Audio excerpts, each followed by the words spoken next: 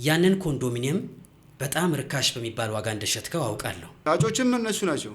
እኔ መሬት ቦታው ጋርም የለውም። እንደዚህ ተገኝቷል ይለኛል። ሽጠው በቃ አልኩኝ። በቃ ቢቸግረኝ በስልክ ሽጠው ወስደው ብዬ ፈቀድኩላቸው። 90,000 ብር ነው የሸጥነው አሉ። 90,000 ብር ሰጡኝ። 10,000 ብር 80,000 ብሩን ለልጁ ቀጥታ ሄጄ በራቸው ላይ ሰጠሁት ያንን ብር። ከዚህ ጀርባ ግን የሆነ ሸዋሸዋ ያለ ይመስለኛል። መጨረሻ ላይ ነው የተረዳሁትና ከጉዳይ በኋላ ነው ያወቅኩት። ምንድን ነው እባክህን እስኪ? ያሸጡትም ለሆን ብለው ነው እነሱ ያውቁታል። እኔ ወደ ኋላ ምለው ነገር የለም እና የኔን ባህሪ ቀድሞ ያውቁታል። እንደዚህ ሰጣ ገባ አልወድም። በቃ ከሌለህ ነው የለኝም። ያለህ ነገርን በቃ ብር ሰተኸኝ አይደል ብዬ ሽጠው ይህንን ቤት እንደዚህ ብዬ ሸጠው ወሰደ ብሩን። በቃ ከኔ እንዲፋታ ነው የፈለጉት። ስለዚህ የገዛ ሰዎቹ ነው የገዛ አብሮ አደጎች ናቸው እንደዚህ ያደረጉ።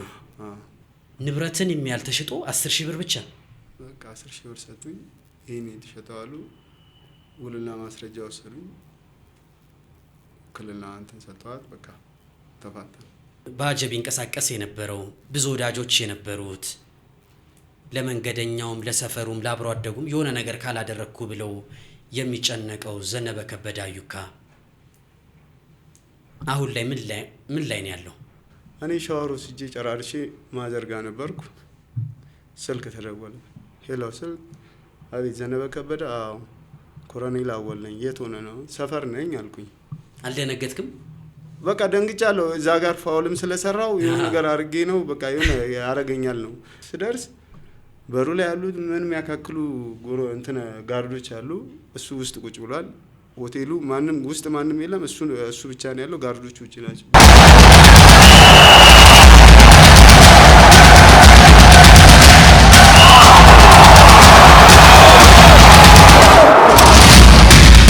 ጤና ይስጥልን ክቡራትና ክቡራን፣ ይህ 7ኛ ፖድካስት ነው። ዛሬም ከአንድ እንግዳ ጋር ቆይታ ልናደርግ እዚህ ስቱዲዮ ተሰይመናል።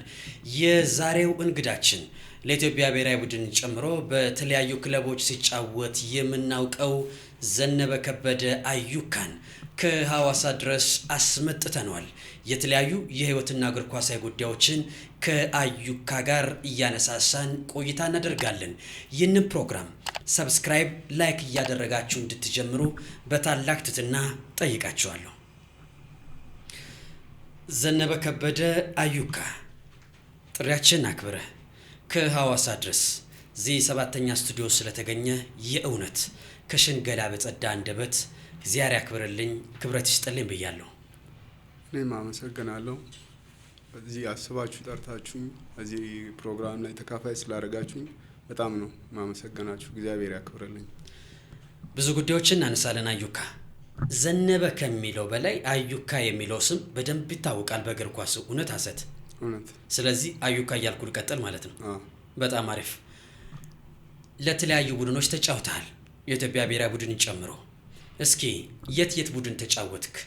ከሙገር ሲሚንቶ ቢ ቡድን የሚጀምረው ያንተ የእግር ኳስ ህይወት የት አስኬደህ? የት ቡድን ተጫወትክ? መጀመሪያ ጊዜ ከፕሮጀክት ነው፣ ከኢትዮጵያ የፕሮጀክት ሻምፒዮን ድሬዳዋ ላይ 97 ዓመተ ምህረት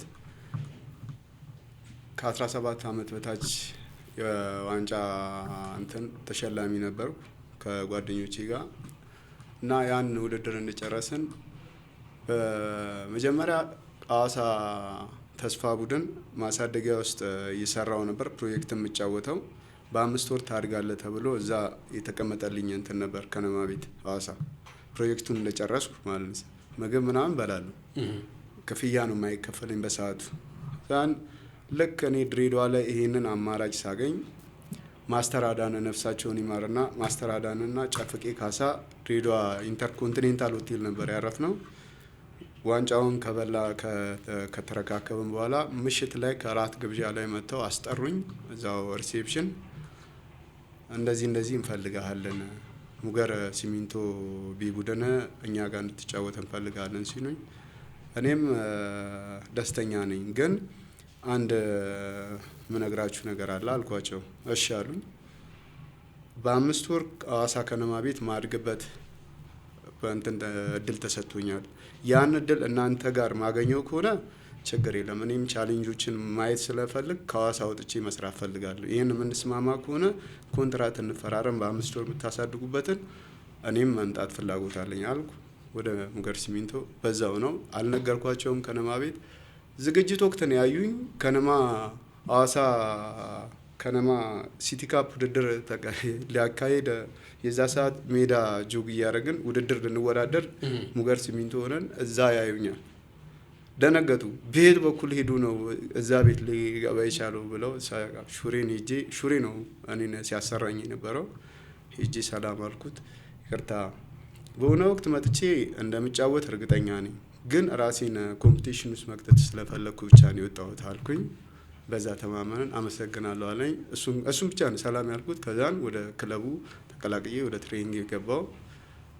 ከዛን ሙገር ሲሚንቶ አሳደጉኝ። በ5 ወሩ 5 አመት 3 አመት ያው ግዴታ የምታገለግለውን ጨዋታ ተጫወትኩኝ። 2 አመት ደግሞ ኮንትራት 10,000 ብር አስፈርመውኝ እዛው ሙገር ቤት ተጠቅሜያለሁ። ከዛን ከሙገር ሲሚንቶ ወደ ሐዋሳ ከነማ 2003 ላይ ሐዋሳ ከነማ ሄድኩኝ። ሐዋሳ ስንት አመት ቆየ? 2 አመት። ከሙገር ሐዋሳ። ከሐዋሳ የት መጣህ ድጋሚ? ከሐዋሳ ደግሞ ደደቢት። ከደደቢት የት? ሲዳማ። ሲዳማ። ከሲዳማ የት? ድሬዳዋ። ከድሬዳዋ የት? መከላከያ። ከመከላከያ በኋላ ያንተ የእግር ኳስ ህይወት ሜዳ ላይ አልተመለከት ነው። ብዙ ጉዳዮችን እናነሳለን። ከሙገር ሲሚንቶ ቢ ቡድን የጀመረው የዘነበ ከበደ አዩካ የእግር ኳስ ህይወት እስከ መከላከያ ከፍታውንም ዝቅታውንም ለታዳጊዎች መማሪያ እንዲሆን አድርገን በደንብ አድርገን እናነሳዋለን። ዝግጁ ነኝ። በጣም አሪፍ። አዩካ ሜዳ ላይ ሳውቅህ በጣም ጀግና ልባም የመስመር ተከላካይ ነህ። እስኪ ራስን በራስ አንደበት ግለጸው። ዘነበ ከበደ አዩካ ምን ኳሊቲዎች ነበሩት? ለምንድን ነው የብዙዎች ምርጫ የሆነው? ምን አይነት የእግር ኳስ አቅም ነበረ? እስኪ በራስ አንደበት ራስን አወድሰው። ያው ብዙ ማሰልጣኝ ምልህ የለም፣ ብዙ ኳሊቲ ምልህ። የኔ ልዩ ኳሊቲ ይሄ ትንሽ ነው ይሄ ትልቅ ነው የምለው ትሬኒንግ የለም። ትሬኒንግም ጌምም ለኔ እኩል ነው። ስሰራም የትኛውም አሁን በዚህ ሰዓት የሚያየኝም አሰልጣኝ ይሄን ነው የሚነግረው። የትሬኒንግ እንትን ነው ጻልይ ነው ምናምን የሚባል ሜዳ መስመሯን ካለፍክ ለኔ ስራ ነው። ይገርማል በጣም። ስለዚህ ትሬኒንግ ሴሽን ላይም ሜዳ ላይም ተመሳሳይ ካን ነው የምናየው ማለት ነው። ታውቀዋለህ ግን በጣም ፋይተር ነው። ሜዳ ላይ ያለን ሁሉ ነው የምትሰጠው። ታውቀዋለህ? አውቀዋለሁ። ምንድን ነው ምክንያቱ? በቃ እኔ ከልቤ ነው አንድን ነገር ማድረግ ስፈልግ ከልቤ ነው መስራት የምፈልገው። ግን ይሄ አሁን እኔ ትሬኒንግና ጌም ቆጥበ ተጫወት ብትለኝ አልችልም። ተመሳሳይ ነው። አልችለውም። በጣም ያስገርማል። እስኪ ወደ ኋላ መለስ ብለን ለመዳረሻችን እንዲጠቅመን ብዙ ጉዳዮችን ቀስ እያለን የጨዋታውን ኢንቴንሲቲ የቆይታችንን ኢንቴንሲቲ ከፍ እያደረግነው እንሄዳለን። ለመጀመሪያ ጊዜ በእግር ኳስ ዘነበ ከበደ አዩካ ስንት ብር አገኘ? ምን ያህል ተከፈለው? እኔ ለመጀመሪያ ጊዜ የተከፈለኝ 10,000 ብር ነው። ሙገር ሲሚንቶ ለ2 አመት 10,000 ብር ሙገር ቤት። እዛው ኮንትራቴን ጨርሼ 10,000 ብር ለ2 አመት ፈረምኩ። በጊዜው ትልቅ ብር ነው። ትልቅ ብር ነው። በጊዜው 10,000 ብሩን ምን እንዳደረክበት ታስታውሳለህ? ለአባቴ ነው የሰጠሁት። አባቴ በህይወት ነበረ። ለወላጅ አባት? ለጋሽ ከበደ ማለት ነው። በጣም ያስገርማል። ከዛ በኋላስ በእግር ኳስ ትልቁን ክፍያ ያገኘው ምን ያህል ነበረ? ትልቁን ክፍያ የተከፈለኝ ከ10,000 ብሩ ሌላ 50,000 ብር ነው ከነማ ቤት ለ2 አመት። አሁንም ወደ ተወለድክበት ወደ አደግክበት ሐዋሳ ከነማ ስትመለስ ማገልገል ፈልጋለሁ ብዬ ወደ ሐዋሳ ሄድኩኝ። 50,000 ብር ፈርሜ ይጃለሁ ለ2 አመት 2003 ላይ። ከሱ የበለጠውን ክፍያ ደግሞ ደደቢት ቤት ስትፈርም አግኝተዋል። ሁልጊዜ ከሚያስገርሙኝ የእግር ኳስ ታሪኮች አንዱ አሁን እንኳን ገና ታሪኩን ስጀምረው ፊት ላይ ያሳየኝ ኤክስፕሬሽን አለ። በጣም ከሚያስገርሙኝ ታሪኮች አንደኛው ያንተ ታሪክ ነው። ሐዋሳ ከነማ ቤት ገና ኮንትራትን ሳትጨርስ ደደቢት ቤት የደደቤት ፕሬዝዳንት የሆኑት ኮሎኔል አወል ያስፈረሙበት መንገድ በጣም ያስደንቀኛል። እስኪ ዘነበ ከበደ አዩካ ደደቤት ቤት የፈረመበት መንገድ ለሰባተኛ ፖድካስት ቤተሰቦች እስኪ አጫውትልኝ። እሺ በአጭሩ ስነግረ በቃ ውጤት ባጣንበት ሰዓት ነው። እሺ አልቋል ሰዓት። ጅብሪል ሻይቡ የሚባል ልጅ ነበርና የጋናይ ነው፣ ነፍሱን ይማረውና እሱን በማይታወቅ ፋውል ከሜዳ አስወጣሁት። መጀመሪያ የት እያለ ለተመልካቾቻችን ለማስረዳት ሐዋሳ ከነማ ከደደቢት አንተ ሐዋሳ ከነማ ቤት እያለ እሺ። እና በዚህ በክርን ስቶኝ ነበር። እሺ እሱ መጀመሪያ ላይ እጅ ሲወረወር ፋዲጋ ሲወረውርለት በክርን ስቶኛል። እሺ ያ ነገር በቃ ብዥ ያለብኝና እኔም ኮርና ሲሻማ በቦክስ እንመታወትና ይወጣላል። እኔ ተነስቼ ወደ ቦታ ሄጃለሁ። እሺ ጀማል ቢጮ ምን ቢጮ ማንም አራጋቢ ማላየም። እኔ ቦታዬ ላይ ቆሜያለሁ። ዘካሪያስ ነበር ዳኛው። እሺ ያየም ሰው የለም። ቀጠለ ጨዋታው። ጅብሪል ወጥቷል። ቅጣት ምት 93ኛ ደቂቃ ላይ ነው ምናምን አገኘን። ሙሉጌታ ምረት ነው አዩካይ እንኳን ካልመታ አለ። ቅጣት ምት በብዛት እኔ ነኝ የምመታው። እሺ ረጅም ከመሀል ሜዳ ትንሽ የራቀች ኳስ ናት። አገባው። አንድ እኩል ወጣን። እሺ ሰዓቱም አለቀ። አንድ እኩል አለቀ። ጨርሰን ወጣን። እኔ ሻወር ወስጄ ጨራርሼ ማዘርጋ ነበርኩ። ስልክ ተደወለ። ሄሎ ስል አቤት ዘነበ ከበደ? አዎ ኮሎኔል አወል ነኝ። የት ሆነ ነው? ሰፈር ነኝ አልኩኝ። አልደነገጥክም? በቃ ደንግጫለሁ። እዛ ጋር ፋውልም ስለሰራው የሆነ ነገር አድርጌ ነው በቃ የሆነ ያረገኛል ነው የሄድኩትም። በሰመመን ነው ወደ ጨምበላላ ሆቴል። ቀስ እያልኩ እያረኩ ጨምበላላ ሆቴል ሄድኩኝ። ስደርስ በሩ ላይ ያሉት ምን የሚያካክሉ ጋርዶች አሉ። እሱ ውስጥ ቁጭ ብሏል። ሆቴሉ ማንም ውስጥ ማንም የለም። እሱ ብቻ ነው ያለው። ጋርዶች ውጭ ናቸው። ገባሁኝ። ሰላም አልኩት። ቁጭ አልኩ። ኮሎኔል አወል ሐዋሳ ላይ የሚገኝ ጨምበላላ ሆቴል በጋርዶች ተከቦ አንተን አስጠራ። ወደ ሆቴሉ ገባ። ስሜቱ ምን ነበር? ፍርሃቱ ምን? እኔ በጣም ደንግጫለሁ። ጅብሪል ሻይቡን ነፍሱን ይማረውና የዛ ሰዓት ፋውልም ስለሰራው እሺ ጎል ስላገባው ምንም አያደርገኝም። ግን እዛ ጋር የሰራዋት እንትን ስላለች ድንገት ያ ነገር ውስጡ ይዞት ነው የመጣውም የሚል ሀሳቤ ነበረኝ። ማረሚያ ሊገባ ነው ምናምን። አዎ ደንግጫለሁ። እሺ ግን ያው ባለቤቱም ጋሽ ማርቆስም የጨምበላላ ሆቴል ባለቤትም ነበር። ትንሽ ኮንፊደንስ ሲሰማኝ ሰውየውም ስላሉ ብዬ ገብቼ ቁጭ አልኩ። እሺ ያው የፈለግን እንደዚህ ነው፣ ግን በጣም ልብህን አድንቄልሃለሁ አለ። እኔም በውስጤ እግዚአብሔር ያክብር እያልኩኝ ዝም አልኩኝ። እሺ ያው ኮንትራት ከኔ ጋር እንድትሰራ ወደኛ ወደ ደደቢት እንድትቀላቀል እንፈልጋለን አሉኝ። ግን አሁን እኮ አልችልም፣ ኮንትራት እስኪያልቅ ሊያስቀጣኝ ይችላል፣ ሰዓቱ ሲደርስ እንነጋገራለን ምናምን አልኩት። አይ ምንም ችግር የለም፣ የመጣውን ነገር እኔ አስተካክላለሁ፣ ምንም ችግር የለም። መነሻ ሲያደርግ 600 ሺህ ብር ሰጣለሁ ፈርም አለ። እሺ ቼክ ከዱ ሊሰጠኝ ሲል ኮሎኔል ደፈረኝ አትበልና በቃ በዚህ ሰዓት የገበያውን ሁኔታ አላውቅም፣ ያው የምንፈራረመው የሆነው የዛ ሰዓት ይሁን፣ አሁን ላይ ግን ያለውን የገበያ እንትን ስለማላውቅ ከኔ በላይ ግን መጥቶ አንድ ተጫዋች ቢጠቀም እኔ ውስጤ አይቀበለውም ስል ማን ችግር የለም በሳቀ 700 ሺህ ብር ሰጣለሁ። እኔ እኮ እንደዛ አይደለም ያልኩት ኮሎኔል፣ ከኔ በላይ ወስዶ በሰዓቱ እዚህ ጋር የሚያስቀጣኝም ነገር እኔ አልፈልግም። ኮንትራት 5ኛ ወር ነው ገና፣ ግዴታ ያስከስተኛል ይሄን ነገር ስል 750 ሺህ ብር ቼክ ቀድድና ሰጠኝ። ምንም ችግር የለም፣ ከዚህ ብር በላይ የሚበላ ተጫዋች እኔ ጋር ካለ ከሱ በላይ ትበላለህ ብሎ ቼኩን ሰጠኝ። ኪሴ ከተትኩኝ 750 ሺህ ብር ሰጥቶኝ ይጃለሁ። በሰዓቱ በጣም ትልቅ ገንዘብ ነው። በሰዓቱ እሱን ሰጠኝ። ፈረምኩኝ። ምንም ችግር እንደማይመጣብኝ ኃላፊነት የብርም ላፊ ከሄደ እኔ እንትን አስተካክላለሁ አለ። በዛ ዘጋን።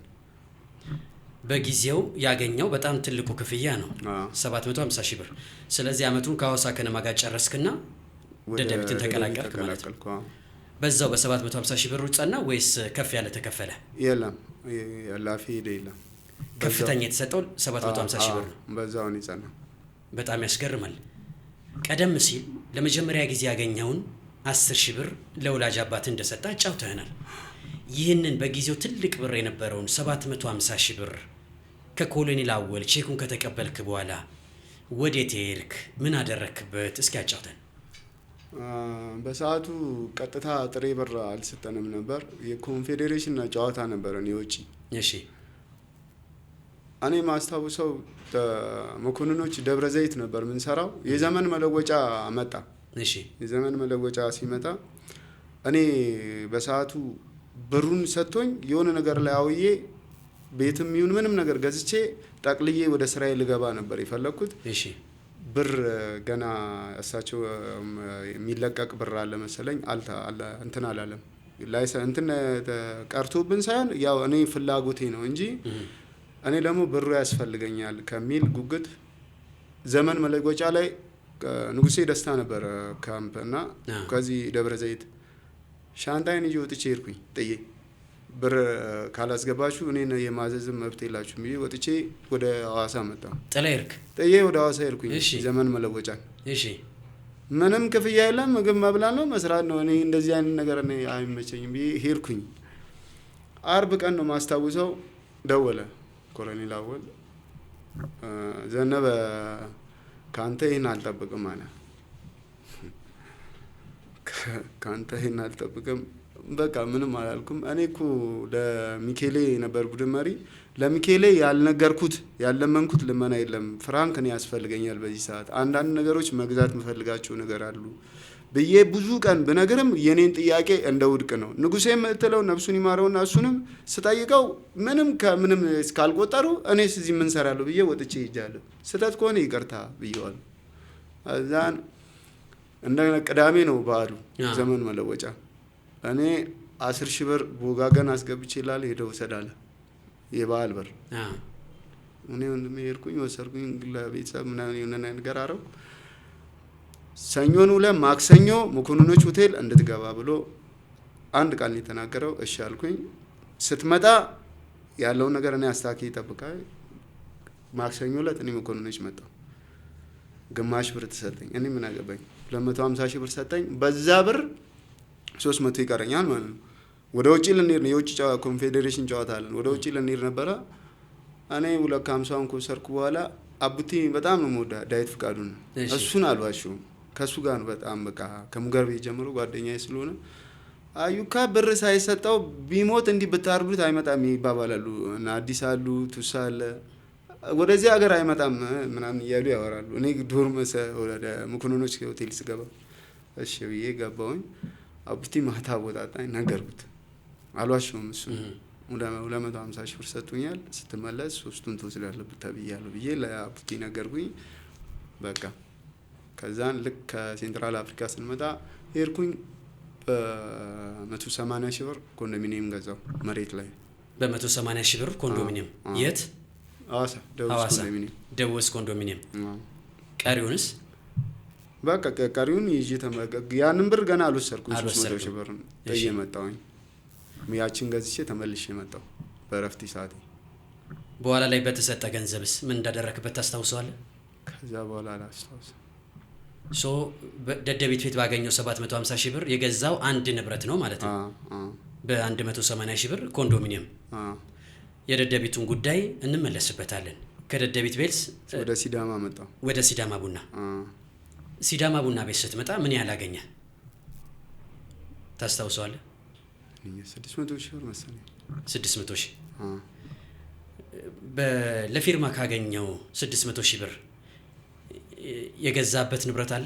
ሲዳማ ቡና ቤት አልገዛውም። ምንም የምታስታውሰው የለም? አስታውሳለሁ ግን ይህን መንገር መግለጽ እንትን አይደለም። ብዙ አስፈላጊ በፊት እንትን ነበረኝ ከሌላ ስለዚህ ነበረኝና እንለፈው። በጣም አሪፍ። ለመዳረሻችን እንዲሆን የህይወት ከፍታና ዝቅታን ለታዳጊዎች ለሰባተኛ ፖድካስት ቤተሰቦች ለማሳወቅም ለማስረዳትም ያህል ነው ይህንን ጉዳይ የማነሳው። የገንዘቡን ጉዳይ ለጊዜው ገታ እናድርገውና ዘነበ ከበደ አዩካ የህይወት ከፍታንም ዝቅታንም አይቶታል። የመጀመሪያውን እናስቀድም። ምን አይነት የህይወት ልምምድ ነበረ? ገንዘብ እያለ የት ነበር የምትመገበው? መዝናናት ላይ እንዴት ነበርክ? ላለባበስ ምን ያህል ታወጣ ነበረ? እስኪ ገንዘብ የነበረውን የከፍታውን ዘነበ ከበደ አዩካን አስታውሰኝ እስኪ። ይሄ ላለባበስ ምንም ብዙም የምጨነቅ ሰው አይደለሁም። ኬርለስ ነኝ። ምንም ቦታ በቁንጣም ልመጣልህ እችላለሁ። ምንም በቃ ሸበት ቁንጣ ነው የምወደው። ግን ይሄ በመዝናናት ለምትለው በጣም እዝናናለሁ። ግን ወቅቱን ስራዬን የሚያበላሽ እንትን ውስጥ አልገባም። ስራዬ በምን ሰዓት መስራት የምፈልገውን ነገር ሰራለሁ። መዝናናት ቦታ እንዳለው አውቃለሁ። ስራም ቦታ እንዳለው አውቃለሁ። ግን ይሄ እንዲህ አንዴ ከወጣው እንዲህ መዝናናት ምናምን በደንብ ተዝናንቼ የምገባው ያለ ምንም እንትን እስከ ጥግ ድረስ እስከ ጥግ ፈታ ብዬ ነው የምገባው። ለምሳሌ ጨዋታ ከተጫወታችሁ በኋላ በቃ ብሬክ ታይም ከወጣው እንደፈለኩ በቃ መሆን ነው የምፈልገው። ይሄ የሚገታኝ ነገር የለም። በቃ እዝናናለሁ። በደንብ ነው የምዝናናው። ጥሬም ወዳለሁ። ጥሬ ስጋ በቃ በላለሁ፣ ጠጣለሁ። ጥሬን እና አንዳንድ ነገሮችም ከዛም አልፈው ነበሩ። ሺሻ ጭስ ነበር ከዚህ በፊት። ከዛ አሁን እነዛ ህይወቶች ምናምን በቃ ላይፍህን ወደ መረበሽ ሲሄዱ አንዳንዴም ምናልባት እዚህ ጋር እንቆይና በተወሰነ መልኩ እናብላለሁ። ጥሬ ስጋ ትበላለህ።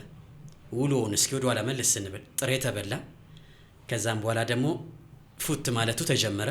እስኪ እንደዚህ እያልክ አመሻሽን እስኪ አንደኛውን ምሽት ካንተ ጋር እናሳልፍ እስኪ አስታውሰኝ እስኪ ወደ ኋላ። በቃ ሲነጋ ነው። እኔ በር ካልተዘጋ አልገባም ወደ ቤት። ሆቴሉ ካልተዘጋ አልገባም። እዝናናለሁ በጣም። ወደ ቤት የሚባል መመለስ አልወድም ነበር። ምግቡ አለ፣ መጠጡ አለ፣ በቃ መዝናናት ነው። ሺሻውም አለ አለ። ሌላም ነገር ሊኖር ይችላል አለ። ሁሉ ነገር ወደ ኋላ ምለው ነገር የለም። እጠቀማለሁ።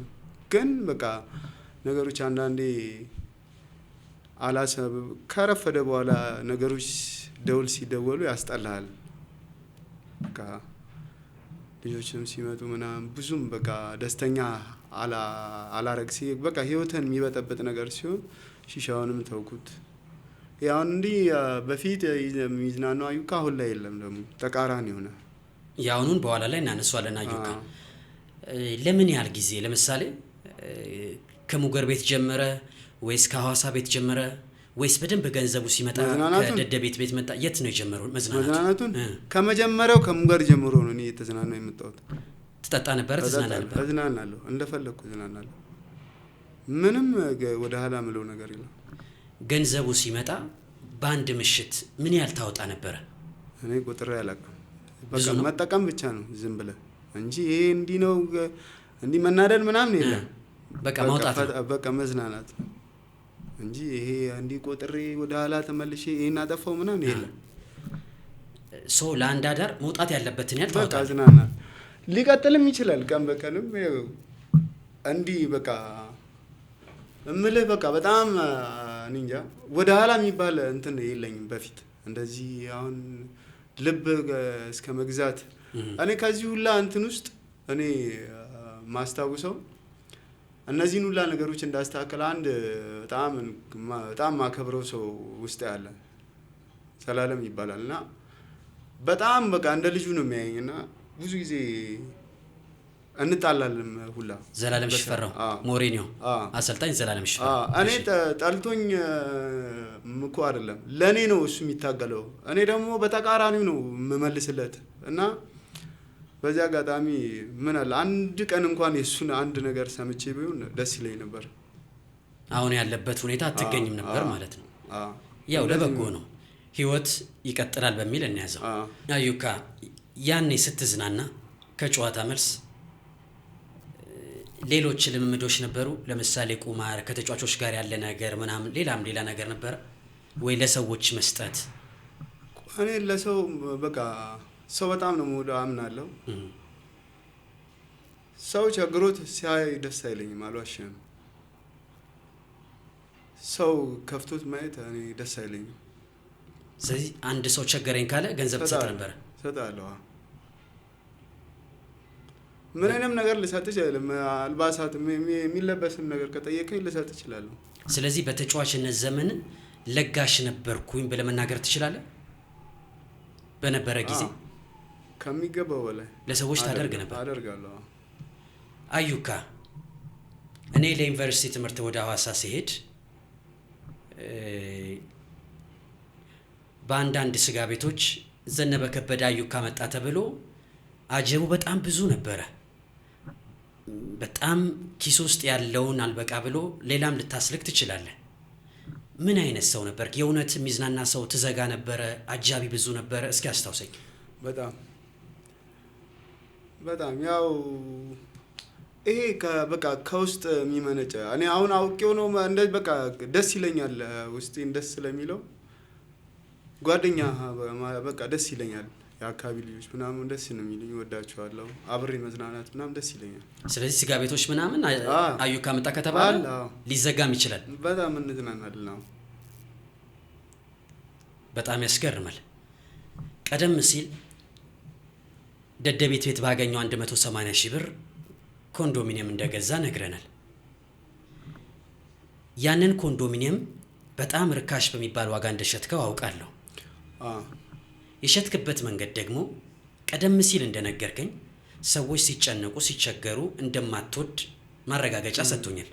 እስኪ ለሰባተኛ ፖድካስት ቤተሰቦች ዋናውን ጉዳይ መገለጽ የሌለበትን ሳትገልጽልን የግል የሆነውን ጉዳይ እስኪ ኮንዶሚኒየሙን በስንት እንደሸጥከው እንዴት እንደሆነ ጉዳዩን አስረዳን እስኪ።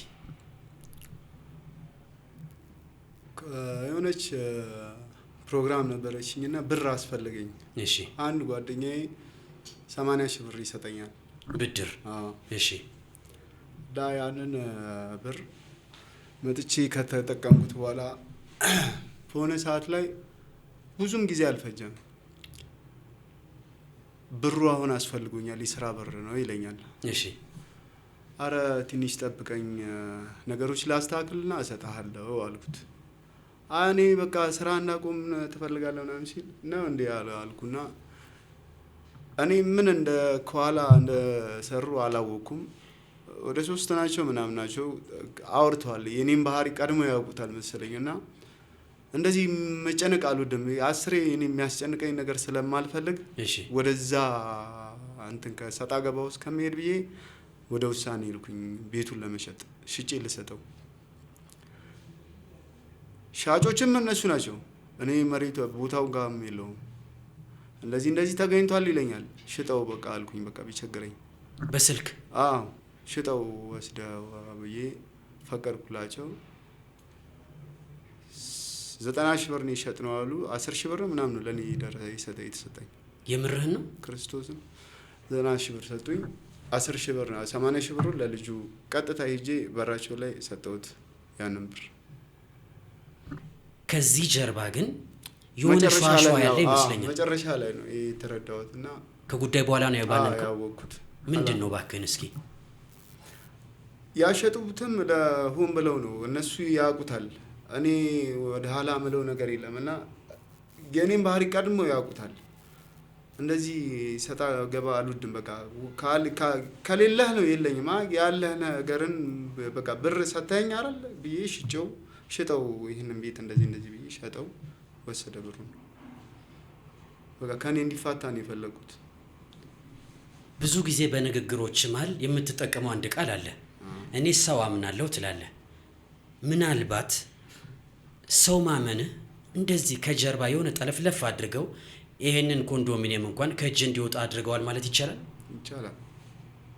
ስለዚህ የገዛ ሰዎቹ ነው የገዛ አብሮ አደጎች ናቸው እንደዚህ ያደረጉ። ጉዳዩን ግን ያወከው ወይም ደግሞ ግልጥ ያለልህ ካለፈ በኋላ ነው።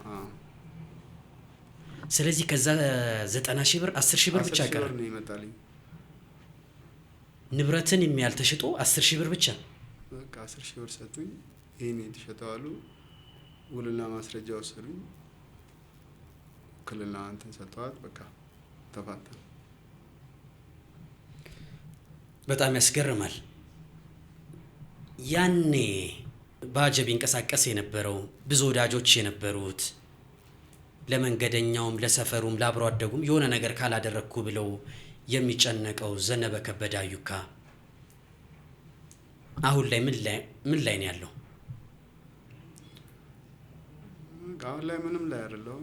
ትንሽ አክሲደንትም ደርሶብኝ ስለነበረ ከዛ አሁን ወደ 5 አመት ከኳሱ ከወጣው ወደ 5 አመት ምናምን ይሆነኛል። 5 አመት ገደማ። ከኮሮና በኋላ ብዙ አልተጫወትክም? የለም ከዛ ወቅት ጀምሮ በቃ አደጋ መጣ። ከዛ በኋላ ምንም ወደ መመለስም ከባድ ነው። ይህን ሙሉ ተከፍቶ ስለተሰራ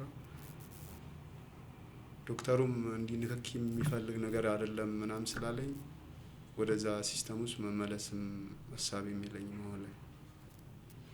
እስኪ ተመልካቾቻችን ምን አይነት አደጋ ነው የሚለውን በደንብ እንድንነግራቸው ለመዳረሻችንም የሚጠቅመን ነገርም ስላለ በስፋት እናንሳው። በጣም ከባድ የሚባል የሞተር አደጋ ገጠመ። እንዴት ነበረ? መቼ ነበረ? እንዴት ነው የገጠመ? በጣም በሚያስገርም ሁኔታ ደግሞ ከሞተር አደጋው በኋላ ብዙ ነገሮች ተገለጡልኝ። ቀድሜ የማላስባቸው ነገር እንኳን አሁን ማሰብ ጀመርኩኝ ብለህ በቀልድ መልክም ትናገራለህ። እስኪ ስለ ሞተር አደጋው በተወሰነ መልኩ እናውራ። ወደ 12 ሰዓት ገደማ ነው። እኔ አንድ ጓደኛዬ ከሰፈር ነው ከኛ ከቄራ ወደ 03 ቀበሌ የሚባልበት የሆነ ቤት አለ፣ ሻይ ቡና የምንልበት። ወደሱ እየሄድኩ ነው። ጓዳ ሲገባ እሱ ቁጭ ብሏል። በጣም ጓደኛዬ ነው፣ አብሮ አደግነን። ብዙም ኳስም ውስጥ ነበርን አብረን። ዝናቡ ጉዲና ይባላል። ልክ እኔ ስገባ እሱ ቁጭ ብሏል። ሻማ አብርቷል እና ወደ ለቀምት ሲሄድ ትንሽ አክሲደንት ደርሶበታል እሱ እና ይሄንን አንተ ማታ ታከብራለህ፣ ቀን ሄደህ ቤተክርስቲያን ማክበር ስትችል የመድኃኒዓለም ቀን ነው የወደቀው እና እንዴት በዚህ ሰዓት ምን ስትሰራ ውለህ ነው ምናምን እያልኩት ቁጭ በል ቆይ እባክህ እናወራለን ምናምን አለኝ። እሱ ብቻቸው ጓዳ ውስጥ ምንም ሰው የለም። ገና ቁጭ እንዳልኩ ደወለች ባለቤቴ እና አንዴ ወደ ቤት ውሰደኝ አለች። ትንሽ ሰዓት 30 ደቂቃ ቆይቼ ልምጣ አልኳት። አሁን ና አልኩህ አይደል አለችኝ። በቃ ደብሮኛል አልኩህ እኮ ትለኛለች ባለቤት። እሺ እኔም ትንሽ ሰዓት እኮ ስጪኝ ወይ 15 ደቂቃ ና አልኩህ አይደል አስጠልቶኛል አልኩህ ስትለኝ እሺ ብዬ ዘጋውና ስልኩን ዝን በቃ መጣው የተጫወት ቀብቀኝ ብዬ በቃ የሆነ አንዳንዴ ውርር የሚያደርግ ነገር አለ። አስጠልቶኛል። ገና እኮ 12 ሰዓት ቀን እኮ ነው። አስነሳው ነው ሞተር ቀስ እያልኩ ነው እየሄድኩ ያለሁት። የሆነ ቡክሰር ሞተር ከየት ይምጣ እንዴት ይምጣ አላውቅም። የቂጡን መቶኝ እንደዚህ ቆመ። ፊት ለፊት ላይ የቆመ መኪና አለ። እሺ ሙሉ ይሄ ከፍሬቻው ከፍ ብሎ ብረቱ የለም እሱ ውስጥ ነው እንደዚህ ዳይፍ ይከተተኝ። ይሄ ሙሉ ላይ የገባው ግንባር። የምርህን ነው? ሙሉ ነው ቂጡ የመታኝ። ቁጭ ነው ያልኩት፣ እንደዚህ ቁጭ ነው ያልኩት አስፓልት ላይ። እንደውም ያ መኪና ባያቆመኝ ሌላ መኪና ይቀበለኛል በዛ የሚተላለፍ። እዛ ምንም አላልኩም። ፈጣሪ ልጆቼ ብቻ አደራ ብዬ አንድ ቃል ነው የነገርኩት። አንድ ስልክ ኪሴ ውስጥ አለ፣ የምታውቀኝ ሰው ካለ አላቲዮን ቤተክርስቲያን ውሰደኝና አላቲዮን ሆስፒታል። ከዛ ውጪ እንዳታስነኩኝ፣ ወይ ለሚስቴ ወይ ለእናቴ ደውሉ። ኪሴ ውስጥ ስልክ አለ። አንድ ሞርዛም ይባል የሰፈር ልጅ አለ ሆቴል ያለው፣ እሱ በር ላይ ነው ለቃ የወደኩት። እሺ እሱ ስልኩን ተቀብሎ ሞተሬንም ግቢ አቁሞ እሷ ስትደውል እኔ እኮ ነኝ እና ብዬው እኮ ወደ እኔ እየመጣ እና አላቲዮን ነው ያለው ብሏት እሷ ወደዛ ትመጣ። ከዛ በኋላ እኔ ማውቀው ጉዳይ የለም። እኔ ብቻ አላቲዮን ብቻ አድርሱኝ ነው ያልኩት። ገባው። እሁድ ቀን ይገባው። ይሄ እሁድ ነው ዛሬ። እሁድ ቀን ገባውኝ። ሰኞ ዕለት 4 ሰዓት ከ50 ለ5:10 ጉዳይ ጀምሮኝ 11 ሰዓት ተኩል ላይ ነው ኦፕራሲዮን ሙሉ የ05 የ03 ልጆች ሆስፒታሉን በቃ የሆነ ባለስልጣን ተጎርቶ የመጣ ነው የሚመስለው። ሙሉ ከበው ለካ እንትን እየጠበቁ ነው። ልክ ስወጣ አይሃለሁ እኮ ግን እኔ ምን እንደሆነ ማቅለው ጉዳይ ለን ገና ከእንትኑ እየወጣሁ ነው ከሆስፒታሉ ወደ ክፍሌ እየወሰዱኝ ነው። ልክ በተኛው ቀን በቃ ማክሰኞን ሮብን እንደዋልኩ ዶክተሩን ጠራሁትና ምትወጋኝ ነገር የለም ምንም የለም አይደል አልኩት። ብቻውን አወራሁት። ምትወጋኝ ነገር ምናምን ከሌለ በቃ ወደ ቤት ልሄድ ነው። ምንም የምጠቀመው ነገር የለም እዚህ አልኩት። ዶክተሩ ደንግጦ እናቴን ጠራትና አረ ልጁ ይሄ እኮ በ3 አመት 2 አመት በትንሹ የሚያስተኛ በጉዳት እኮ ትንሽ መቀመጥ አለበት እዚህ ሆስፒታል። እኔ ደግሞ ይሄ እግሩን ሊቆረጥ የመጣ ልጅ አለ ህፃን ልጅ በቃ እነዚያ ሳያቸው ያስጨንቀኛል። በአይኔ ያለው ላወራክ እችላለሁ እና ያስጨንቀኛል ማያቸው ነገሮች እና በቃ ከዚህ መውጣት ፈልጋለሁ አልኩት። በቃ ለኔ ስትልሽ አንድ ቀን እደራለ 4ኛ ቀን ማለት ነው። 4ኛ ቀን በ4ኛው ቀን ጓደኛዬን ሰመተሪ ደውዬ መኪና ይዞ መጣ። ወደ ቤት ውሰደኝ አልኩት። ቤትም አመጣኝ። ይሄ ሰው እየመጣ ሲጠይቀኝ ይሄ በቃ እንደ ተጎዳ ሰው መሆን አልፈልግም። እንትኔ የሆነ መራመጃ እንትን ካገኘሁት ወጥቼ መሄድ ነው የምፈልገው እና በቃ እግዚአብሔር ይስጣቸው በቃ የማይመጡ ወጣቶች የሉም። የ03 የ05 ልጆች የፍቅር ሐይቅ ሙሉ እንጃ ሙሉ ዳላክ ሆቴል የሚባል አሉ ሙሉ የዛ ጓደኞቼ እዛ አካባቢ ነው ያሉት። ሙሉ መጥተው ደስ የሚል ነገር እያደረጉልኝ እስከዚሁ እንትን አለው እላለሁ። ስራ በቀልድ መልክ የምታነሳው ነገር አለ። ከዛ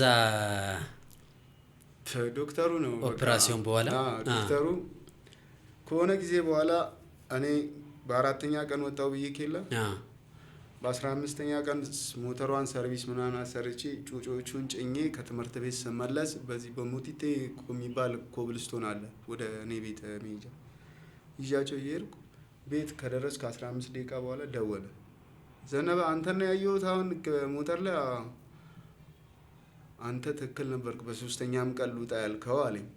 በ3ኛ ቀን ወደ ቤት ልምጣ ብያለሁ። እዛን እንደውም እኮ አንተ ይሄንን ኦፕራሲዮን ከፍተህ ከሰራ በኋላ አእምሮዬ እኔ እንደዚህ አስቦ ማያውቅም። የሆነ ነገር ጨምራችሁን የከደናችሁት እንጂ እንደዚህ አልነበርኩም እኔ በፊት እንዲህ በሆንኩ አልኩት።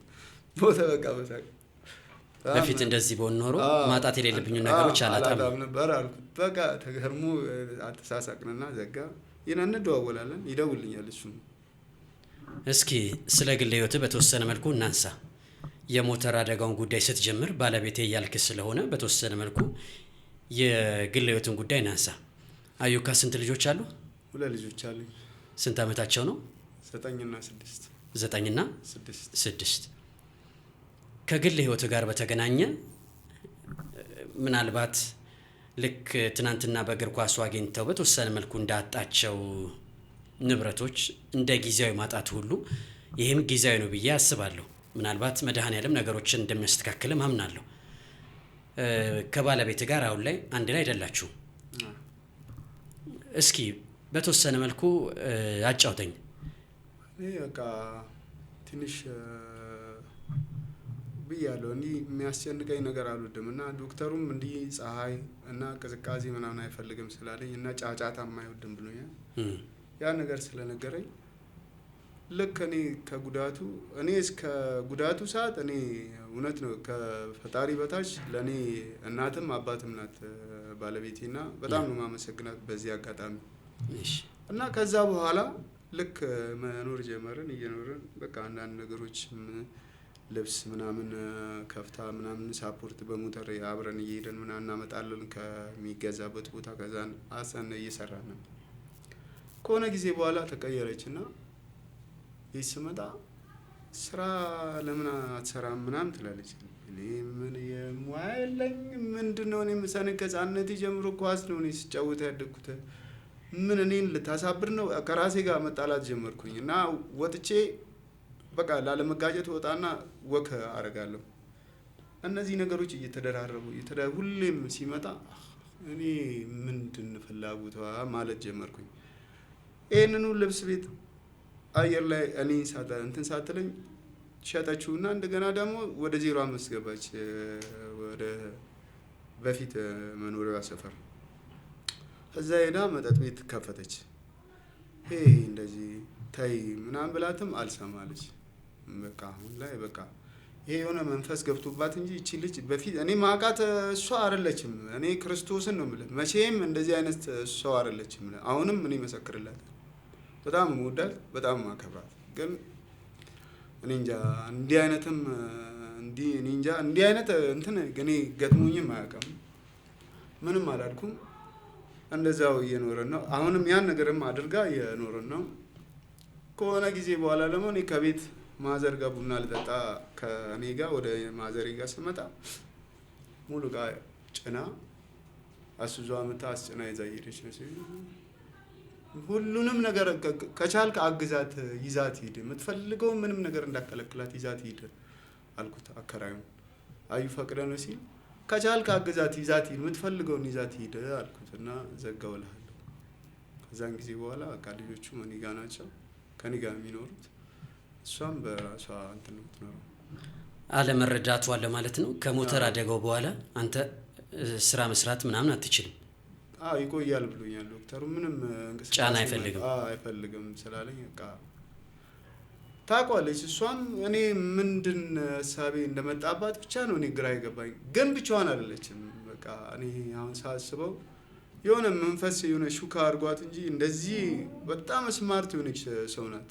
በጣም ጠንካራና በቃ የኔ እንዲቆሙ ለመሄድ የእሷ እጅ አለበት ብዬ አስባለሁ።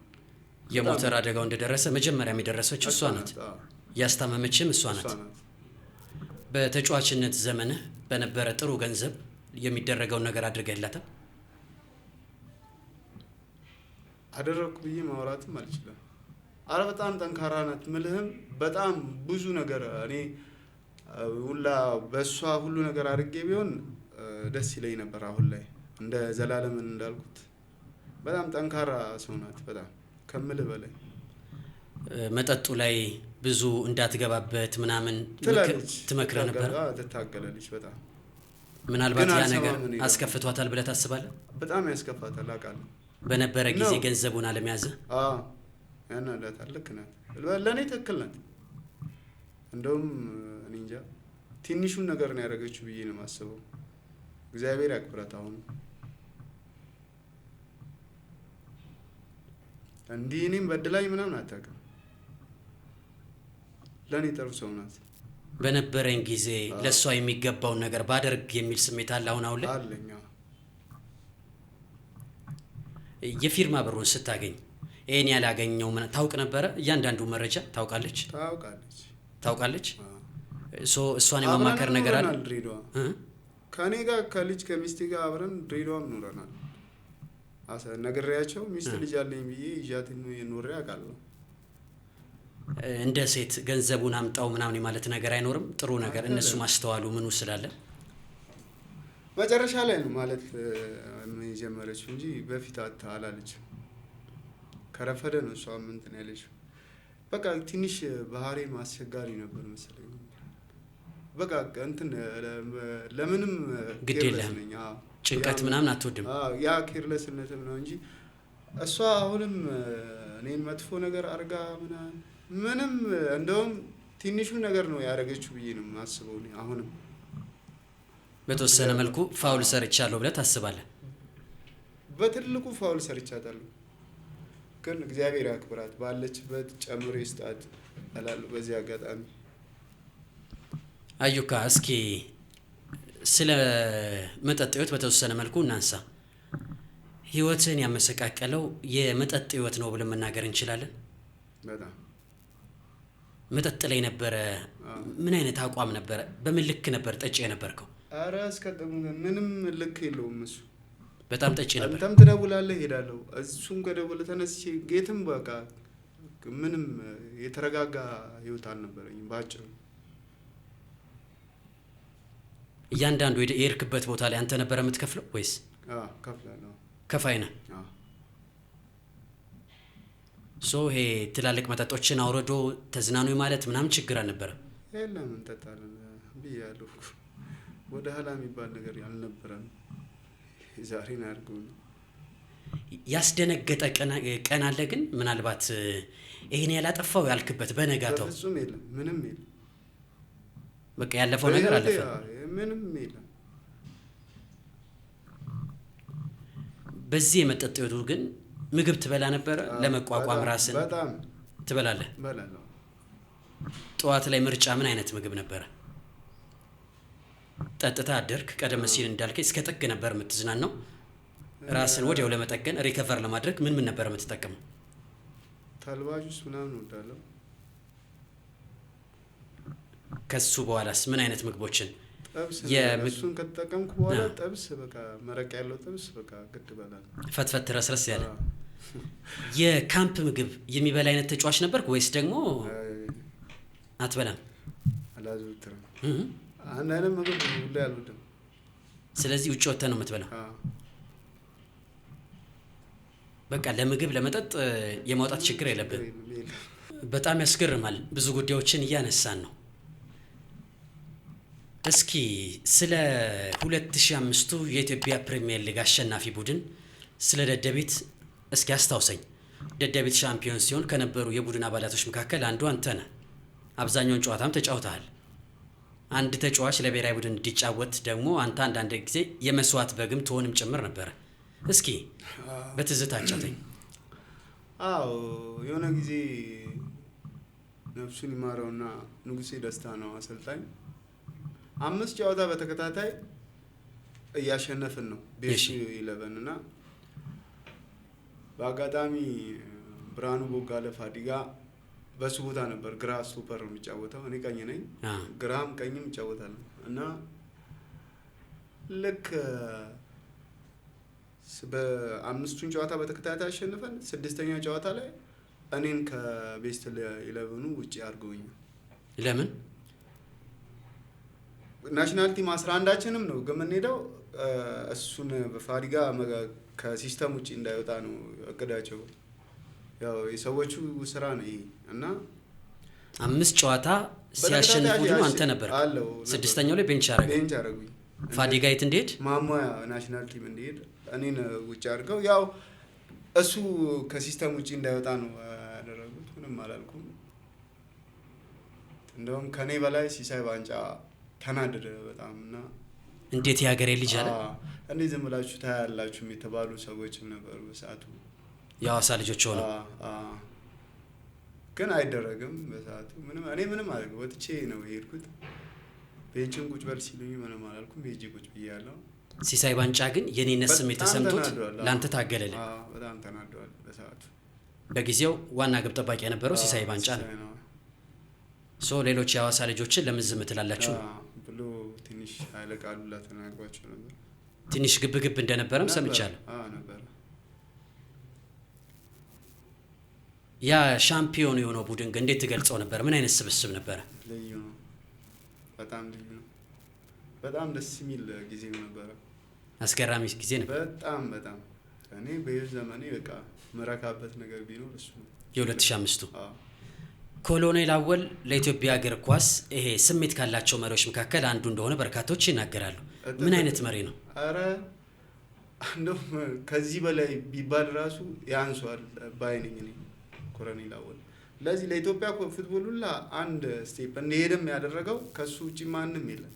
ኮሎኔል አወል በጣም ነው እንደውም እግዚአብሔር ጨምሮ እድሜውን ጨምሮ ይስጠው ብዬ ነው የማመሰግነው። እንደው ያ ሻምፒዮን የሆነ ቡድን በጊዜው ኢንሴንቲቭ ስንት ተሰጣችሁ? ያመቱ መጨረሻ ላይ ትንሹ 5,000 ብር ነው። ትንሹ ከፍተኛውስ 20 15 10 ምናምን። አንተ ስንት ደረሰ? ሁሉንም ወስጃለሁ በገለባበተ። ኦኬ በየጨዋታው 5 10 ሺህ። አይ ሻምፒዮን ስትሆኑ ደግሞ ስንት አገኘ? ለእያንዳንዱ ከፍተኛው 35,000 ነበር። አንተም 35,000 ደረሰ። ኮሎኔል አወል ያንተ ልባምነት ይሄ ተጋዳይነት ይወደዋል። ያን ሲያስፈርም ከነገር ውጪ ይነግርህ ነበረ እንደሚወደው ያን ነገር? ገና ስመጣም እስከ መጨረሻውም ለኔ ጥሩ አመለካከት ነው ያለው ኮሎኔል። በጣም ጥሩ ሰው ነው። በቃ አንድ ተጫዋች የሚያስፈልገውን ነገር አይቶ የሚረዳ ሰው ነው። በጣም እንጃ ልዩ ሰው ነው ብዬ ነው የማስበው። በቃ ተጫዋች የሚያስፈልገውን ነገር ልጅ አባቱን እንደሚረዳ ማለት ነው። አባት ልጁን እንደሚረዳ ነው። እሱ እንደዛ ነው ስንሰራ የነበረው። ደስ ይላል በጣም። ስለዚህ እንደ ኮሎኔል አወል አይነት እግር ኳሱን የሚወድ ተጫዋቾችን የሚረዳ ለኢትዮጵያ እግር ኳስ ያስፈልጋል። በጣም ያስፈልጋል። በጣም ለኢትዮጵያ እግር ኳስ አመራርነት ጥቆማ ቢባል የምትጠቆመው ሰው ነው ማለት ይችላል። በ10 ጣት እሱን ነው ማነሳው። ለምን ቢያንስ ያላየነውን ነገር ሁላ እንድናይ አድርጎናል። አሁን የምናየውን ነገር መታየው በሱ ነው። ለኔ ምንም ሌላ ሀሳብ የለውም። እሱ ነው ሁሉን ቲም ኮምፒቲሽን ውስጥ የከተተው እሱ ነው። ምንም በአይናችን ያየነው ነገር ነው። ደግሞ ይሄ የሚካድ አይደለም። አሁን ላይ ጊዜያዊ ማጣት ውስጥ ያለውን ለጊዜያዊ ህይወት ዝቅ ያደረገችውን ዘነበ ከበደ አዩካ ኮሎኔል አወል አግኝቶት ያውቃል? አሁን ያለበትን የህይወት ዝቅታ ያውቃል? አያውቅም። ተገናኝታችሁም አታውቁም። ስለዚህ ኮሎኔል አወል እንደዚሁም ደግሞ እሱ አካባቢ ያሉ በእርግጠኝነት 7ኛ ፖድካስትን ይከታተላሉ ብዬ አስባለሁ። ትናንትና የሚወደው የሚያደንቀው ያ ታጋዩ ዘነበ ከበደ አዩካ በጊዜያዊ ዝቅታ ውስጥ ነው። ስለዚህ ዛሬ ላይ ቢያገኝ ደስ ይላል። ብትገናኙ ምን አይነት ስሜት ይሰማል? እኔ ደስ ይለኛል። አይደለም? አዩካ ብዙ ጉዳዮችን እያነሳን ነው። ከህይወት የተቀዱ ሀሳቦችን፣ እግር ኳሳዊ ሀሳቦችን እያነሳን ነው። እስኪ ወደ እግር ኳሱ እንመለስና የተወሰኑ ሀሳቦችን አንሸራሽር። ለኢትዮጵያ ብሔራዊ ቡድን በተለያየ ጊዜ ጥሪ ተደርጎልሃል። ለመጀመሪያ ጊዜ ማን ነበረ ለዋሊያዎቹ ጥሪ ያቀረበልህ? ኦፌ ኦኔራ። ኦፌ ኦኔራ የት እያለ? ሐዋሳ ከነማ። ሐዋሳ ከነማ። ከዛ በኋላስ በእነማን ተጠራ? በሰውነት ቢሻው። ሰውነት ቢሻው። ያ ስብስብ ውስጥ ነበርክ? ለአፍሪካ ዋንጫ ያለፈው ስብስብ ውስጥ ነበርክ? ግን ወደ ቦታው አልተጓዝክም። ያን ያህል አገርን አላገለገልክም። በተለያዩ ቡድኖች ግን ቦታ ላይ በጣም ድንቅ ከሚባሉ ተጫዋቾች መካከል አንዱ አንተ ነህ። ምክንያቱ ምን ነበረ? ምን ይሰማ ነበር በጊዜው አገርን አለማገልገል? ያው ብዙም ኮምፒቲሽን አለው፣ ግን በሰዓቱ በክለብ ደረጃ በነበርኩበት ሰዓት መጥፎ ነገሮች ደርሰውብኝ ነበር ሲል ስማቸውን አልጠቅስም። በሰው ስም ለናሽናል ቲም መሄድ የሚፈልጉ ሰዎች ነበሩ በዙሪያዬ እና አንዴ በእኔም ስም ተሄደ። እዛው እያለሁ ተመለስ ተብሎ ድጋሚ እኔ የዘነበ ከበደ አዩካ ተብሎ ድጋሚ ጥሪ ተደርጎልኝ ነበር። በኦፌ ኦኔራ ጊዜ አጥናፉና ኦፌ ኦኔራ ነበሩና እስኪ በአንተ ስም ይህን ያክል እንጃ ይከብዳል። ዘነበ ከበደ አዩካ ነኝ ብሎ ብሔራዊ ቡድን የሄደ ተጫዋች አለ። የኔ ስም ነው የመጣው ፋክስ የተደረገውና የኔን ስም አስወጥቶ የእሱን ስም ከቶ ሄዱ። ፋክስ ሲደረግ ሰርዞ ማለት ነው። ምን አይነት ተጫዋች ነው? እንደዚህ ይደረጋል እንዴ? ከባድ ጊዜ ነበር ያሳለፍኩት ወቅቱ። እኔ አንድ ቲምም ለቅቄ አልወጣም ነበር። እነዛ ነገሮች ሲደራረቡብኝ ነው ወጥቼም ለቅቄ የወጣሁት እንጂ በእግር ኳስ ላይፍ ደግሞ አንድ መጥፎ ጠባሳ ካየህ ያስጠላል። አይሁኑ ነገር አንተ ላይ እስኪደረግ ብቻ አትጠብቅ። ሳምባዲ ከስር የሚመጡ ታዳጊዎች አሉ። ለነዛ ምን አይነት ፊሊንግ ነው ሰጣቸው የምትሄደው? ስለዚህ ሐዋሳ ከነማን ለመልቀቅ ትልቁ ምክንያት ያ በስም ብሔራዊ ቡድን የሄደው ተጫዋች ነው ማለት ነው። የእሱን ማየትም አልፈልግም። አንድ የሰማሁት ነገር አለ። አሰልጣኝ ጋሽ ከማል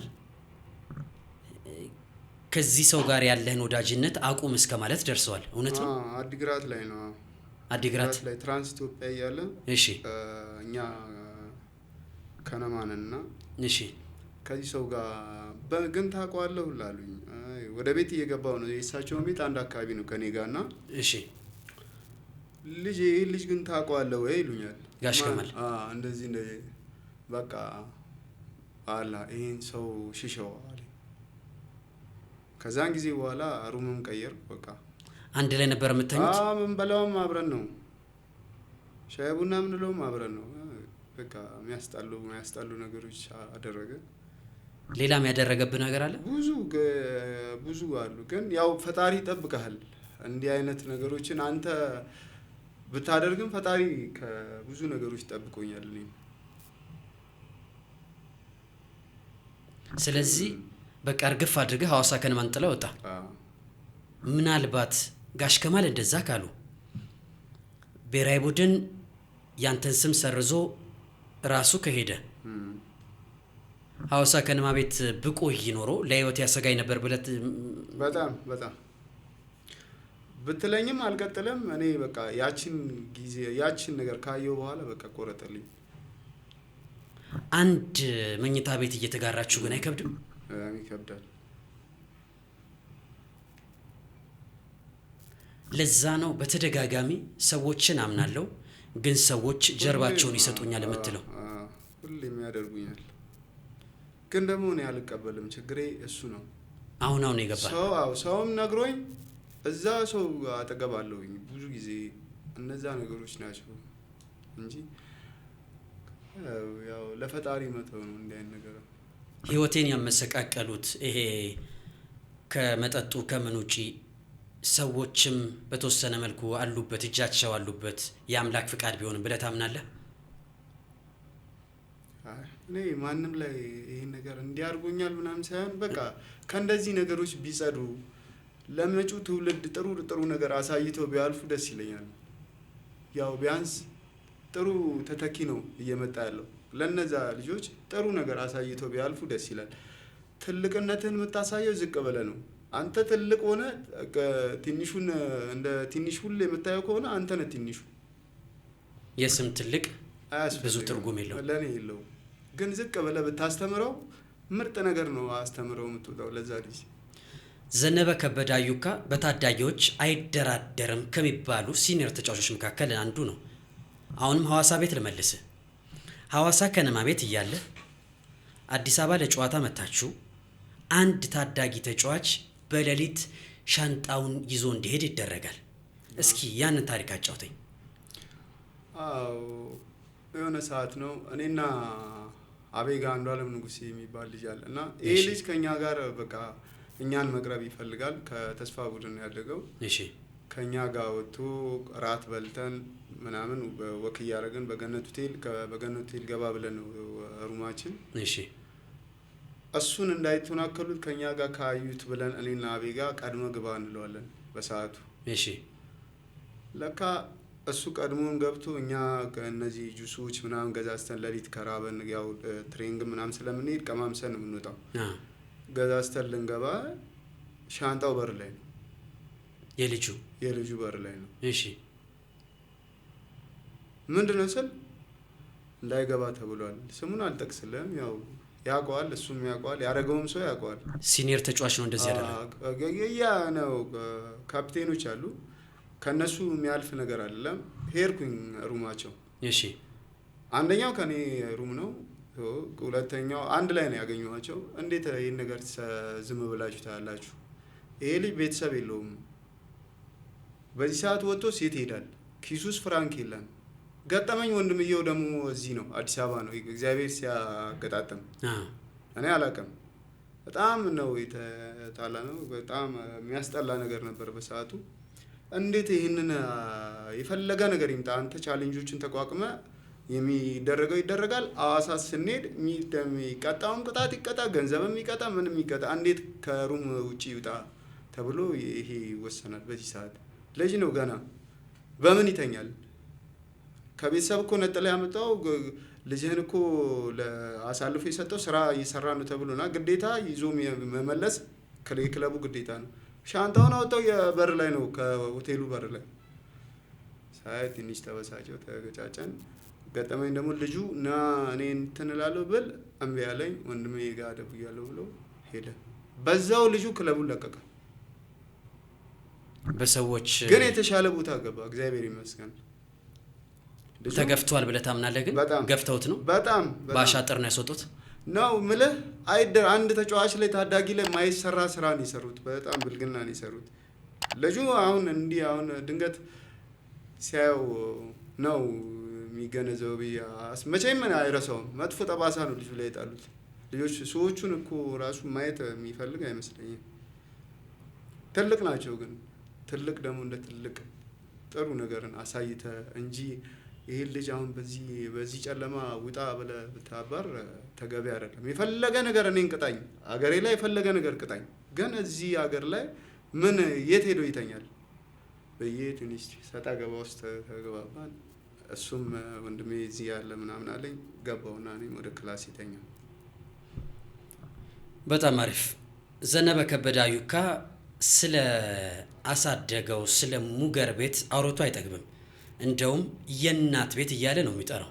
እስኪ ባክህን የእናት ቤት ስለምትለው አውርተ ስለማትጠግበው ስለ ሙገር ቤት በትዝታ አጫውተኝ እስኪ። ሙገር ያው መነሻዬ ነው። በጣም እንጃ ልዩ ፍቅር የነበረበት ቤት ነው። ምንም ነገር ሳይኖር ራሱ ፍቅር አለ። ምንም በባዶ ፍቅር አለ። እኔ አሁን ሌላ ቲም ውስጥ ያሳለፍኩት እንትንና ሙገር ቤት ያሳለፍክ የምትለኝ እንትን አይገናኝም። አንዳችን ለአንዳችን ተጠባብቀን ነው የምንኖረው። አንድ ክፍል ውስጥ ሁለት ነን። እኔ ከወጣ አንተ ቢያንስ 11 ሰዓት ላይ የሆነ ፕሮግራም ካለ ከወጣ እኔ 12 ተኩል ላይ ራት ሲቀርብ ራትህን አስገብቼ በር ቆለፌ ቁልፍ አስቀምጬ ይለ ነው የሚሄደው። ምግብህን ራትህን ስትመጣ ትበላለህ። እኔም ስወጣ እንደዛው ማለት ነው። በቃ ተሳስበህ የምትኖረው የትኛው ፍቅር ነው። እዚህኛው ክፍል ማስቀመጥ ትችላለህ፣ ሳምባዲም ክፍል ማስቀመጥ ትችላለህ። ሁለታችንም እንወጣ ይቀጥላል። እንደዛ ነው የኖር ነው። እኔ እንጃ ፍቅር የሆነ ቤት ሲሚንቶ ልዩ ፍቅር አለኝ። በዚህ አጋጣሚ ማሙሽ አበራ የሚባል ተጫዋች አለ። ተጫዋች ብቻ ሳይሆን ሁሉ ነገር ነው። ለኒንጃ ለብዙ ተጫዋች አሪያ መሆን የሚችል ሰው ነው ማሙሽ አበራ። አቤል አበበ ድሬዳዋ ልጅ ነው። አቤል አበበ ማሙሽ አበራ የድሬዳዋ ልጅ ነው። እንትና አቤል አበበ የድሬዳዋ ልጅ ነው። ማሙሽ አበራ የዚህ አዲስ አበባ ልጅ ነው። በጣም ልዩ ቦታ ነው ያላቸው ከታዳጊ ጀምሮ። እኔ ስመጣም እንደኔ በቃ ለኔ የነበረው ቦታ ስመጣ የተቀበሉኝ ልጆች ምርጥ አቀባበል ነው። አንተ ደግሞ ተከታይ እነ ጄምባ የጂማ ልጅ አለ። እነሱ ምናምን ሲቀጣይ እኛ ላይ ሲመጡ እኛን እንደተቀበሉ እኛም እናስቀጥላለን። እነዚህ ልጆች ሲመጡ መንከባከብ፣ አንዳንድ ነገሮች የሌለ ነገር ማሳየት ምናምን በቃ ደስ የሚል ህይወት ነበር ያሳለፍነው። እንደ ቤተሰብ ነው። በቃ የሞተር አደጋ ከደረሰ በኋላ ገንዘብ አሰባስበው ሰጥተዋል አይደለም? በቃ እንደወደኩ እንዴት ቢኒያም ሀብታሙ የሚባል በጣም ወዳጅ ያለ ጓደኛዬ በቃ አብረን ነው ብዙ ጊዜ ነው በተጫዋች እንትን ውስጥ ሙገር ቤት ኖረናል። እሱም ሰማ ነገራቸው መሰለኝ አንዳንድ እንደዚህ እኮ አዩካ እኮ እንዲህ ምናምን ብሎ ነገራቸው። በአጭር ጊዜ ውስጥ ነው እኛ አለን ከጎነ ምናምን ብለው ደወሉልኝ። የሆነ ለአንዳንድ ነገር ጩጬዎቹ እንደዚህ ሆነማ እስከዛ ድረስ ለልጆች የትምህርት ቤት መሸፈኛ ይሆናል ብሎ 60 ሺህ ብር ላኩልኝ። በጣም ደስ ይላል። በጣም እግር ኳሱ ላይ እንቆይ። አንተን በተቃራኒ ይገጥሙ ከነበሩ የመስመር አጥቂዎች የመስመር ተጫዋቾች በደንብ በተለየ መልኩ የምታስጨንቀው አንድ ተጫዋች አለ። ወደ እሱ ክለብ ስትመጣ ተገላገልኩ እስከ ማለት ደርሷል። እስኪ የዚህን ተጫዋች ጉዳይ አስረዳኝ እስኪ። ባይሉ ቱሳ ነው። ባይሉ አሰፋ ቱሳ። እሺ በቃ በጣም አግሬሲቭ ነው እሱም እኔም አግሬሲቭ ነኝ። ግን ጠብቄ አጓጉል ነገር ነው ማድረገው እና ፋውል ምናምን ታክቲካል ፋውል ይሰራበታለሁ። እሺ ለኮረ እነሱ ስቀላቀል አለ ተገላገልኩ። በቃ አብረንና በቃ ፊት ለፊት ነው የምንጫወተው። በተጫዋችነት ዘመነ ግን በጣም በመማታት ትታወቃለህ። እንዲሁ ታክቲካል ፋውል ሰራለሁ በብዛት። ሌላው ልክ እንደ ሙገር ሲሚንቶ ሁሉ አውረታ የማትጠግበው በኢትዮጵያ እግር ኳስ ተጫዋቾች ብዙ ያልተለመደው ለረጅም ዓመት መጫወት አልተለመደም አይደለም። ቢበዛ 1 ዓመት ነው የሚጫወቱት። አሁን ላይ በተለይ ስለ ድሬዳዋ ብዙ የምትናገረው ነገር አለ። 4 ዓመት ተጫውተሃል። እስኪ ስለ ድሬዳዋ ከነማ የተወሰነ ነገር በለን። እንደውም እኔ ድሬዳዋ ላይ ነው የምባለው እዛ ሀገር ላይ። ድሬዳዋ በጣም ልዩ ሰዎች አሉ። ልዩ በቃ ኒንጃ ቶፊክ ሀሰን የሚባል አሁን ከነማ ቤት በፊት 96 ዋንጫ ያነሳ አለ። እሺ እና አመራሮች እና አደም ፋራ እነ ከድር በቃ ጠቅላላ ነፈዋዴ አንድ ከውጭ የመጣም ልጅ አለ ፈዋድ የሚባል የይዘው ድሬዳዋ ልጅ ምርጥ አመለካከት ያለው ፈዋድ ኢብራሂም። እሺ ሳምሶን አሰፋ ምርጥ በቃ ምርጥ ምላቸው ሰዎች ክለቡን እንደዚህ እንዲቆይ ያደረጉ ሰዎች ቢኖሩ እነሱ ናቸው ብዬ አስባለሁ። ድሬዳዋ ቤት ካፒቴንም ጭምር ነበርክ? ከሳምሶን አሰፋ ጋር ካፒቴን ነበርክ። የወቅቱ የሀገራችን ከፍተኛ ከሚባሉት ባለስልጣናት መካከል ክቡር አቶ አደም ፋራም ወዳጅ ነበራችሁ? በጣም ተግባቡ ነበረ? እሳቸው ያኔ ስልጣናቸው ምን ነበረ? የክለቡ ከንቲባ ነበሩ። የከተማው የክለቡ የበላይ ጠባቂ እሳቸው ናቸው። ትግባባላችሁ? ትተዋወቃላችሁ? ሜዳ መጥተው ይመለከቱ ነበረ? አረ ያሉ በጣም ምን ይሉሃል ግን? በጣም ነው ለኳስ አፍቃሪ በጣም ኳስ ይወዳሉ። ይችላሉ፣ ኳስም ይጫወታሉ። እሱም ከድርም ኳስ ይጫወታሉ። ከድር ማለት የወቅቱ የድሬዳዋ ከተማ ከንቲባ ማለት ነው። ከድርም ኳስ ይጫወታል። በቃ ኒንጃ እንደ አወል ቦታ የምሰጣቸው ሰዎች ናቸው። ለእግር ኳሱ ልዩ ቦታ ያላቸው ሰዎች ቢኖሩ አደም ፋራ፣ ከድር ጁሃር የወቅቱ የድሬዳዋ ከተማ ከንቲባ በጣም ምርጥ ሰዎች ናቸው። ለኔ ይለያሉ። እንደ ኮሎኔል አወል ቦታ እንዳልኩ በቃ ኳስ ውስጥ ያላቸውን እንትን ብዙ ጥረት እኔ በዛ በ4 አመት ውስጥ ብዙ ነገር አይቻለሁ። ይለያሉ። እኛም ሀገር እኮ አይቻለሁ። ግን እንዲህ አይነት ነገር ከልብ የሚታይ ነገር ደስ ይላል። የፖለቲካ መሪ ሆነው እግር ኳሱን በዚህ ልክ ሲወዱ ራሳቸውም ይጫወታሉ፣ ይሰራሉ ኳስ። በጣም ደስ የሚል ነገር አለ እዛ ሀገር ላይ።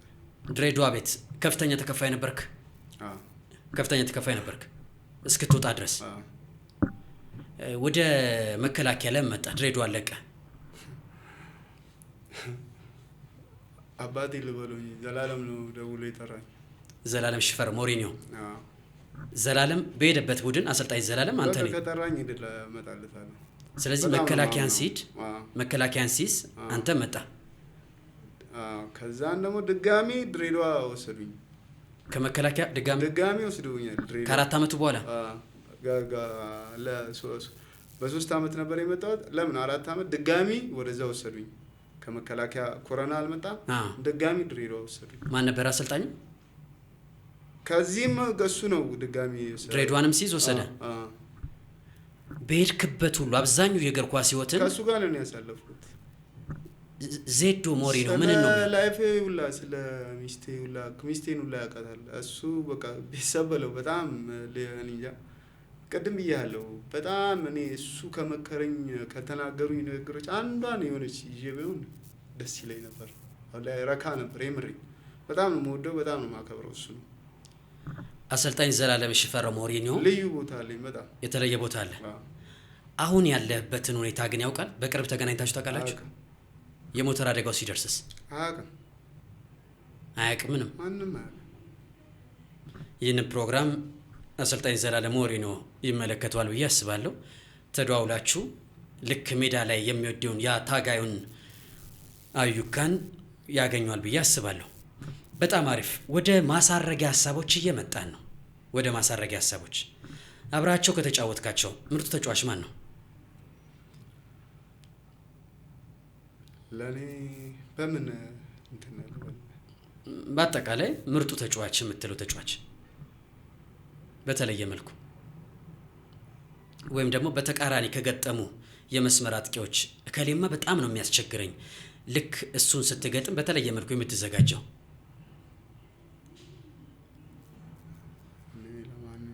የተለየም የለም፣ አንድ አይነት ነው ቦታ የምሰጠው ሁሉም። እስኪ ይህን ስሜት እንድትገልጽልኝ እፈልጋለሁ። ወንድ ልጅ ነህ፣ ወጣት ነህ። ትናንትና ብዙ ገንዘብ ብዙ ንብረት አይተሃል። ዛሬ ላይ ለጊዜው ህይወት የማጣት መስመር ውስጥ ከተሃለች። ስሜቱ እንዴት ነው? እስኪ አዩካ አግኝቶ ማጣት፣ በተለይ እቺ ጨካኝ ዓለም ወንድ ልጅ በባዶ ኪስ ሲሆን የበለጠ ጭካኔውን ታሳያለች። እስኪ እባክህን አግኝቶ ማጣትን በተወሰነ መልኩ እዚህ ላይ አንድ ነገር ምን አለ? እሺ፣ እውነት አሁንም ክብር ለመድኃኔዓለም እኔ ምንም ያጣሁት ነገር የለም። ደስ የሚሉ ልጆች አሉ። ሳንቲም ልታጣ ትችላለህ። የመጀመሪያ እንትን ጭንቅላት መሆን ሊያስብበት የሚገባው ትወርዳለህ፣ ትነሳለህ። የሰው ልጅ ጭንቅላት ይሄ ሜንታል ብቻ አይውረድ፣ ሁሉ ነገር ይቀየራል። በቆመበት አይጠብቅም። ክብር ለመድኃኒዓለም። እኔ ምንም ያጣሁት ነገር የለም። እግዚአብሔር ይመስገን። ከሞላት ምርጥ በቃ ከልጆች ጋር ደስ የሚል ጊዜ ነው እያሳለፍኩ ያለሁት። ምንም እንዲህ ጭንቅላቴን የሚረብሽ ነገር አስቤም አላውቅም። በንጽህና ስለኖርክ ዛሬ ላይ ምንም ችግር የለም። ገንዘብ ከማጣት ውጪ ሌላ ያጣሁት ነገር የለም ነው። ንጹህ ነኝ። ለነዛ እንደውም በዛ ጊዜ እንደውም ነፍሴ ተጨንቃለች። አሁን ንገረኝ ካልክ ገንዘቡ በነበረ ሰዓት በቃ ሁሉ ነገር የመረጋጋት እንትን አልነበረውም ነበር። አሁን ላይ ነኝ እኔ እንደውም ሰላም ይሁን ካለው ያኔ አትረጋጋም ነበር ነፍስ። በቃ አሁን እግዚአብሔር ይመስገን። አሁን ክብር ለመድኃኒዓለም አመሰግናለሁ። አሁን ላይ የሰባተኛ ፖድካስት ቤተሰቦች ዘነበ ከበደ አዩካ ያለበትን ወቅታዊ ሁኔታ ማወቅ ይፈልጋሉ። በጣም ብዙ ደጋግ ሰዎች ይህንን ፕሮግራም ስለሚመለከቱት ለነዛ ሁለት ብላቴናዎች ለነጋቸው አንተም እንደ ወጣት እንደ ወንድ ወደ ቀድሞ መስመር እንድትመለስ እስኪ አሁን ያለበትን ሁኔታ በግልጽ እስኪ በተወሰነ መልኩ እናውራቸው። አሁን ላይ ምንም ስራ ምናምን የለኝም። ልጆቼም እሷም ባለቤቴም አንዳንድ ነገሮች ሳፖርት ታደርጋለች፣ ትሰራለች። ጠንካራ ናት ብያለሁ። እግዚአብሔር ይስጣት። እኔም በአቅሜ ግቢ ውስጥ ካሉ ነገሮች ምናምን ተጠቃቅመን ትምህርት ይማራሉ። እስከዚህ እስከ 11 ሰዓት እስከ ጥናት ይማራሉ ከኔ ጋር የሚኖሩት። በቃ እግዚአብሔር ይመስገን። በዚህ ነው የምንኖረው። የቤት ኪራይ ወጪ አለ? አለ። የቤት ኪራይ አለ። የልጆች የትምህርት ቤት አስቤዛ ምናምን ደግሞ የግድ መሟላት አለበት። ባለቤት ለጊዜው አብራችሁ ባትሆኑም ልጆቹን ሰፖርት ታደርጋለች። ዘነበ ከበደ አዩካን በተጫዋችነት ዘመኑ በጣም የሚወዱ የሚያደንቁ የሚያከብሩ ይህንን ፕሮግራም የሚከታተሉ አሉ። አዩካን እናግዘው እንደግፈው ቢሉ እስኪ ህልም ንገረኝ። የሆነ ነገር ቢደረግ ምን የማድረግ ፍላጎት አለ? ከዚህ በኋላ ያው ምንም ነገር ለመስራት ዝግጁ ነኝ። እኔ ምንም የስራ ምርጫ የለኝም። አልዋሽም። ምንም የመስራት ግን ከጭንቅላት ጋር ማይገናኙ ነገሮች የሆኑ እመርጣለሁ። ጉዳቱ ስላለ ሌሎቹን ስራ ምንም ነገር የመስራት እንትን ምንም ነገር ከልጆቼ ስል እሰራለሁ። ተመልሶ ወደ ሱስ የመግባት ነገር አይኖርም። እሱ አይታሰብም። እሱን ቃል ትገባልናለህ? በፍጹም ይሄን ቅድም ብያለሁ። በፍጹም ማይታሰብ ነገር ነው። አሁን ነው ህይወቴ እያረፈች ያለችው።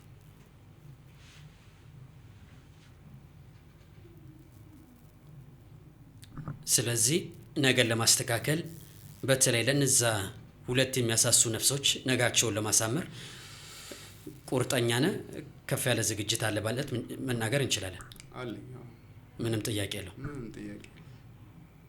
ዛሬ በሰባተኛ ፖድካስት እንግዳዬ ከሐዋሳ ድረስ አክብሮኝ የሚመጣው ዘነበ ከበደ አዩካ ነው። ያ ታጋዩ የመስመር ተከላካይ፣ ያ ልባሙ ተጫዋች፣ ያ የአየር ላይ ኳሶችን በታላቅ ድፍረት የሚሻማው ጎሎችን የሚያስቆጥረው ዘነበ ከበደ አዩካ ነው ብዬ ለአንድ ወዳጄ ደውዬ ነበረ። ያ ወዳጅ በርካቶች እግር ኳስ ውስጥ ያውቁታል። ጎበዝ ተጫዋች ነበረ። በኢትዮጵያ ቡና ቤት በደጋፊ ማህበር ትልቅ ስራ ከሰሩ ተጫዋቾች መካከል አንዱ የሆነው አብዱረህማን መሐመድ አቡሸት ነው።